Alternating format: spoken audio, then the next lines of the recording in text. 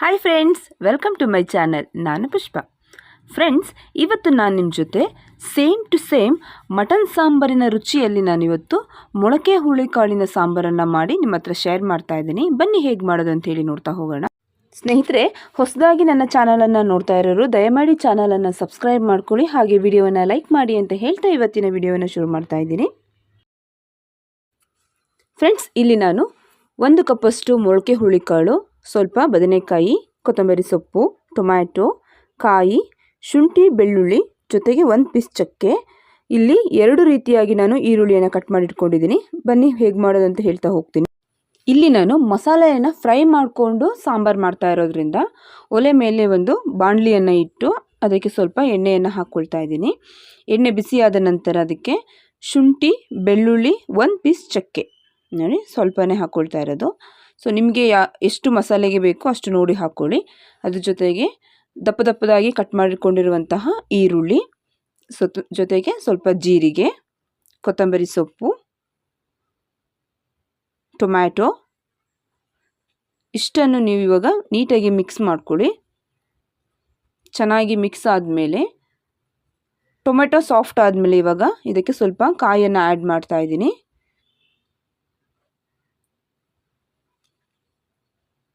ಇದನ್ನು ನೀಟಾಗಿ ಇವಾಗ ಮಿಕ್ಸ್ ಮಾಡ್ಕೊಳ್ಳೋಣ.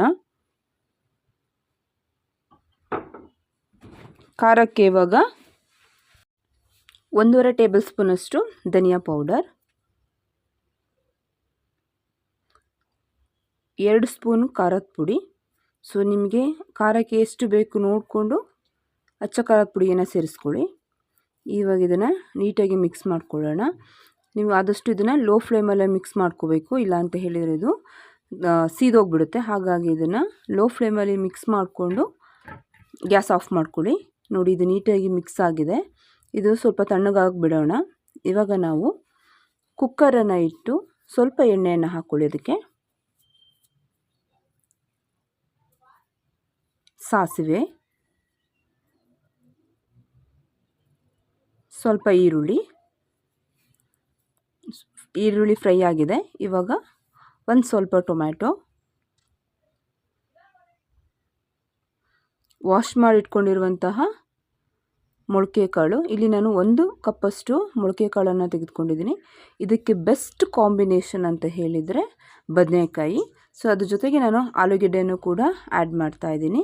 ಸೊ ನೀವು ಬದನೆಕಾಯನ್ನು ಹುರುಳಿಕಾಳು ಜೊತೆಗೆ ಹಾಕೋದ್ರಿಂದ ಟೇಸ್ಟ್ ತುಂಬಾ ಚೆನ್ನಾಗಿರುತ್ತೆ. ಬೆಸ್ಟ್ ಕಾಂಬಿನೇಷನ್ ಅಂತ ಹೇಳಿದರೆ ಇದಕ್ಕೆ ಬದನೆಕಾಯಿ ಜೊತೆಗೆ ಮೊಳಕೆ ಹುರುಳಿಕಾಳು.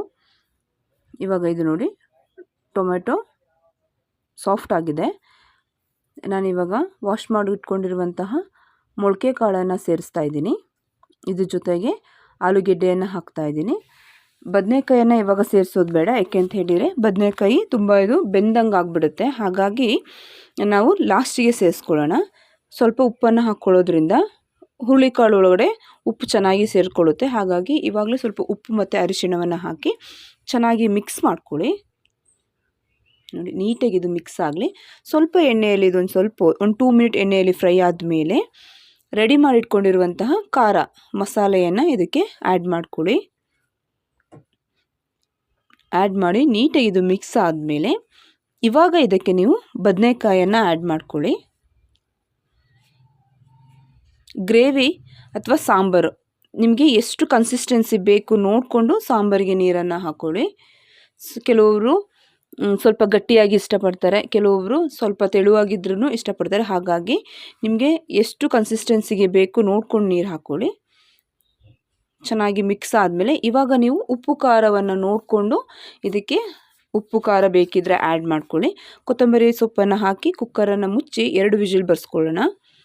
ನೋಡಿ, ಇವಾಗ 2 ವಿಜಿಲ್ ಬಂದಿದೆ. ಬಿಸಿ ಇರುವಾಗಲೇ ನೀವು ಇವಾಗ ಸ್ವಲ್ಪ ಅದನ್ನು ತಿರುವಾಕೊಳ್ಳಿ. ನೋಡಿ, ಇದು ನೀಟಾಗಿ ಬೆಂದಿದೆ. ಜೊತೆಗೆ ಗ್ರೇವಿ ಕನ್ಸಿಸ್ಟೆನ್ಸಿ ಕೂಡ ಸರಿಯಾಗಿದೆ. ನೋಡಿ, ನಿಮಗೆ ಗೊತ್ತಾಗ್ತಾ ಇದೆ. ನೋಡಿ, ತುಂಬಾ ಚೆನ್ನಾಗಿರುತ್ತೆ. ಮಸಾಲೆಯನ್ನು ಫ್ರೈ ಮಾಡ್ಕೊಂಡು ಮಾಡೋದ್ರಿಂದ ಸೇಮ್ ಟು ಸೇಮ್ ನಿಮಗೆ ಮಟನ್ ಸಾಂಬಾರಿನ ರುಚಿಯಲ್ಲಿ ನಿಮಗೆ ಮೊಳಕೆ ಕಾಳಿನ ಸಾಂಬಾರು ರೆಡಿಯಾಗುತ್ತೆ. ನೋಡಿ ಫ್ರೆಂಡ್ಸ್, ಬಿಸಿ ಬಿಸಿಯ ಅನ್ನದ ಜೊತೆಗೆ ಮಟನ್ ಸಾಂಬಾರಿನ ರುಚಿಯಲ್ಲಿ ಮೊಳಕೆ ಕಾಳು ಬೆಸ್ಟ್ ಕಾಂಬಿನೇಷನ್ ಅಂತ ಹೇಳಿರೋದಕ್ಕೆ ಬದನೆಕಾಯಿಯನ್ನು ಹಾಕಿ ಮಾಡಿರುವಂತಹ ಮೊಳಕೆ ಹುರುಳಿಕಾಳಿನ ಸಾಂಬಾರು ರೆಡಿ ಇದೆ. ಟೇಸ್ಟ್ ಕೂಡ ತುಂಬಾ ಚೆನ್ನಾಗಿರುತ್ತೆ. ನೀವು ಕೂಡ ಇದನ್ನು ಮನೆಯಲ್ಲಿ ಟ್ರೈ ಮಾಡಿ ಅಂತ ಹೇಳ್ತಾ ವಿಡಿಯೋನ ಮುಗಿಸ್ತಾ ಇದ್ದೀನಿ. Thank you so much.